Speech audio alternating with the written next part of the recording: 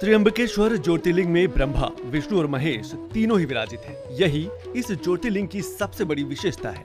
अन्य सभी ज्योतिर्लिंगों में केवल भगवान शिव ही विराजित है।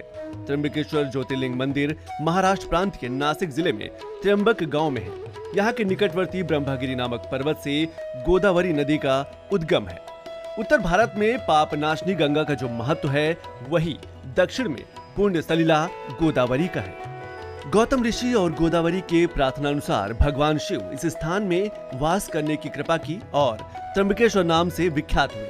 मंदिर के अंदर एक छोटे से गड्ढे में 3 छोटे छोटे लिंग हैं। ब्रह्मा, विष्णु और शिव इन तीनों देवों के प्रतीक माने जाते हैं। इन सीढ़ियों पर चढ़ने के बाद राम कुंड और लक्ष्मण कुंड मिलते हैं और शिखर के ऊपर पहुंचने पर गोमुख से निकलती हुई भगवती गोदावरी के दर्शन होते हैं। गोदावरी नदी के किनारे स्थित त्र्यंबकेश्वर मंदिर काले पत्थरों से बना है।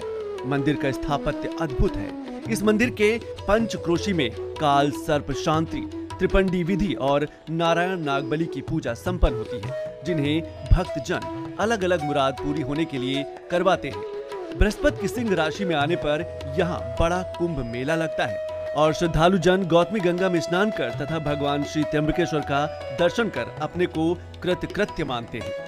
भव्य त्र्यंबकेश्वर मंदिर इमारत सिंधु आर्य शैली का अद्भुत नमूना है। इस मंदिर के भीतर एक गर्भगृह है, जिसमें प्रवेश करने के पश्चात शिवलिंग आंख के समान दिखाई देता है, जिसमें जल भरा रहता है। और यदि ध्यान से देखा जाए तो इसके भीतर 1 इंच के 3 लिंग दिखाई देते हैं। इन 3 लिंगों को त्रिदेव यानी कि ब्रह्मा, विष्णु, महेश का अवतार माना जाता है। इस प्राचीन मंदिर का पुनर्निर्माण तीसरे पेशवा बालाजी अर्थात नाना साहब पेशवा ने करवाया था। इस मंदिर का जीर्णोद्धार 1755 में शुरू हुआ था और 31 साल के लंबे समय के बाद 1786 में जाकर पूरा हुआ।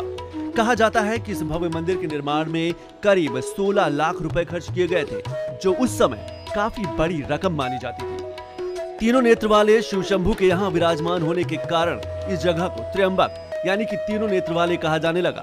उज्जैन और ओंकारेश्वर की ही तरह त्र्यंबकेश्वर महाराज को इस गांव का राजा माना जाता है। इसीलिए हर सोमवार को त्र्यंबकेश्वर के राजा अपनी प्रजा का हाल जानने के लिए नगर भ्रमण के लिए निकलते हैं।